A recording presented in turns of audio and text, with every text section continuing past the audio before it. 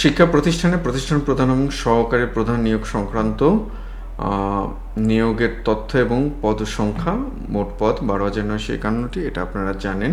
পদের ধরন প্রতিষ্ঠান প্রধান ও প্রধান শিক্ষক, সুপার এবং সহকারী প্রধান। আবেদনের সময়সীমা এবং ফি। আবেদনের শেষ সময় 4 এপ্রিল 2026 রাত 11টা 59 পর্যন্ত। টাকা জমা দেওয়ার শেষ সময় 5 এপ্রিল 2026 রাত 11টা 59 পর্যন্ত। আবেদনের ফি 350 টাকা। পরীক্ষা পদ্ধতি এবং মানবন্টন ইতিমধ্যে আপনারা এটা সম্পর্কে জেনেছেন। মোট নম্বর 180 নম্বরের এমসিকিউ এবং 20 নম্বরের মৌখিক, 5 নম্বর 40%। নেগেটিভ মার্কিং থাকবে 0.5। বিষয়সমূহ এটা নিয়ে আপনারা জানেন।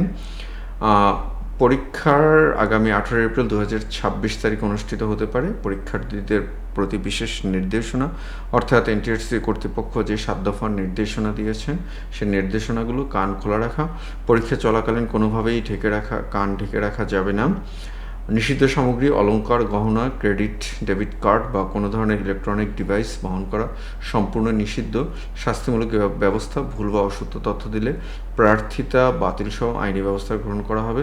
অযোগ্যতার শর্তসমূহ, বাংলাদেশের নাগরিক না হলে, বা এগুলো আপনারা জানেন। আর অর্থাৎ বাংলাদেশের নাগরিক না হলে আবেদন করতে পারবেন না, তবে বিয়ে করলে আবেদন করা যাবে না। এইখানে আবার একটি কথা আছে যে বাংলাদেশের কোনো নাগরিককে বিয়ে করলে সরকারি চাকরি করা যায় না, সেটা ঠিক আছে, কিন্তু তারা তো ইতিমধ্যে, যদি এমন কেউ থাকেন যদি ইতিমধ্যে তারা চাকরিরত অবস্থায় থাকেন, তাহলে তাদের বিরুদ্ধে কী ব্যবস্থা গ্রহণ করা হবে সেই বিষয়টা এখানে ক্লিয়ার না। যাই হোক, সেটা হয়তো এনটিআরসি বা শিক্ষা অধিদপ্তর পরে বিষয়টি পরিষ্কার করবেন। ফৌজদারি আদালতে নৈতিক স্খলনজনিত কারণে দণ্ডিত হলে, চাকরি থেকে বরখাস্ত হওয়ার পর 2 বছর পার না হলে আবেদন করা যাবে না। এগুলো তো আপনার সংশ্লিষ্ট বিষয়গুলো ইতিমধ্যে আপনারা জানেন। প্রশ্নপত্র প্রণয়ন এবং পরিশোধনের জন্য 2 এপ্রিল এনটিআরসির সম্মেলন কক্ষে বিশেষ কর্মশালা অনুষ্ঠিত হয়েছে। নিয়োগ সংক্রান্ত যে কোনো বিষয়ে এনটিআরসির সিদ্ধান্ত চূড়ান্ত বলে গণ্য হবে। তো আপনাদের জন্য খুব গুরুত্বপূর্ণ মেসেজ সেটা হচ্ছে যে আগামীকালকে আপনাদের আবেদনের শেষ হবে।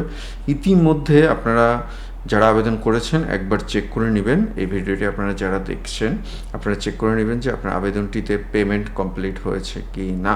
কারণ প্রায়শই আমরা এটা শুনি যে পরীক্ষার পরে যখন অ্যাডমিট কার্ড ছাড়া হয়, তখন অ্যাডমিট কার্ড তুলতে গিয়ে দেখা যায় যে ফি সাবমিট করা হয়নি। তখন দোকানদারকে যখন আপনি জিজ্ঞেস করবেন, দোকানদার হেসে দিয়ে বলবে যে স্যার ভুলে হয়ে গিয়েছে।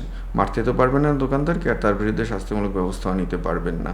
তো সুতরাং এটা দায়িত্ব আপনার দায়িত্বে আপনি এটাকে চেক করে নেবেন। যদি আবেদন ফি পরিশোধ করা না হয়, তাহলে আবেদন ফি যদি সময় থেকে পরিশোধ করবেন, তা নাহলে নতুন করে আবেদন করতে হবে। তবে এইখানে নতুন করে আবেদন করাটা একটু চ্যালেঞ্জিং, কারণ পুরনো আবেদনটা থেকে গেলে নতুন আবেদন করা যায় না। আর আরেকটা বিষয় সেটা হচ্ছে যে আপনারা অনেকেই ভুল করে ফেলেছেন। এই ভুলগুলো নিয়ে কোনো পেশা বা টেনশন নেওয়ার দরকার নেই। আপনারা যত দ্রুত সম্ভব এনটিআরসি এর সাথে যোগাযোগ করবেন। তারা একটা আবেদন দিতে বলেন, তো সেই আবেদনটা অনলাইনে দিলে, মানে অনলাইনে বলতে ডাকে দিলেও হয়, তবে আমার পরামর্শ থাকবে আপনারা অবশ্যই সরাসরি গিয়ে সেই আবেদনটি দিয়ে আসবেন। আর পরীক্ষার হলে আপনারা যারা মহিলা শিক্ষক যারা আছেন, নারী শিক্ষক যারা আছেন, আপনাদের কান খোলা রাখতে হবে অবশ্যই। এবং নিষিদ্ধ সামগ্রী যেটার মধ্যে অলংকার, গহনা, অর্থাৎ এবার অলংকারও রাখা যাবে না, কারণ যারা দুর্নীতিবাজ বা যারা অপরাধী মনের, তারা সে অলংকারকেও, অর্থাৎ একটি কানের দুল বা একটি হাতের গহনা বা একটি নোজ পিন, এর মধ্যেও মানে জালিয়াতি ডিভাইস প্রবেশ করিয়ে পরীক্ষার হলে প্রবেশ করতে পারে, যার কারণে এই বিষয়টাতে একটু কড়াকড়ি আরোপ করা হয়েছে। আর আরেকটা বিষয় সেটা হচ্ছে যে যদি কোনো, যেহেতু এটা আপনাদের বিভাগীয় পরীক্ষা, ডিপার্টমেন্টাল পরীক্ষা, সুতরাং খুব সাবধান। উইথ রিসপেক্ট, আমি আমার সম্মানিত শিক্ষকদের কাউকে ছোট করতে চাচ্ছি না। উইথ রিসপেক্ট, কেউ যদি এই ধরনের এই ধরনের অসদাচরণ করেন, তাহলে আপনার বিরুদ্ধে কিন্তু সাধারণ শিক্ষার্থীর জন্য যে ধরনের ব্যবস্থা, আপনার বিরুদ্ধে কিন্তু সে ধরনের ব্যবস্থা না। আপনার বিরুদ্ধে আপনাদের যে চাকরিবিধি আছে, সেই চাকরিবিধি অনুযায়ী সরকার বা কর্তৃপক্ষ চাইলে ব্যবস্থা নিতে পারে। আর আরেকটি বিষয় হচ্ছে যে পরীক্ষার তারিখ, যেটা নিয়ে আপনারা প্রশ্ন করবেন, সেটা যে দেখুন, পরীক্ষার তারিখ এখন পর্যন্ত যেটা আগে বলা হয়েছিল সেই সম্ভাব্য তারিখ 18 এপ্রিল 2026। এটা হবে কি হবে না এই প্রশ্নটার উত্তর ঠিক এই মুহূর্তে আমার কাছে নেই, তবে ব্যক্তিগতভাবে যদি আমাকে জিজ্ঞেস করেন তাহলে এটি একটি কঠিন হয়ে যাবে। আর আমি যেটা মনে করি যে এত তাড়াহুড়ো করে এত বড় একটি পরীক্ষা, এবং যেহেতু এই পরীক্ষাটি প্রথমবারের মতো, এত তাড়াহুড়ো করে যদি পরীক্ষাটি নেওয়া হয় আমার কাছে মনে হয় যে সেটা খুব একটা বেশি মানে সবার জন্য খুব একটা সুবিধাজনক হবে না। তো সেই ক্ষেত্রে যথাযথ সময় দিয়ে পরীক্ষাটা নেওয়ার জন্য কর্তৃপক্ষকে অনুরোধ করব।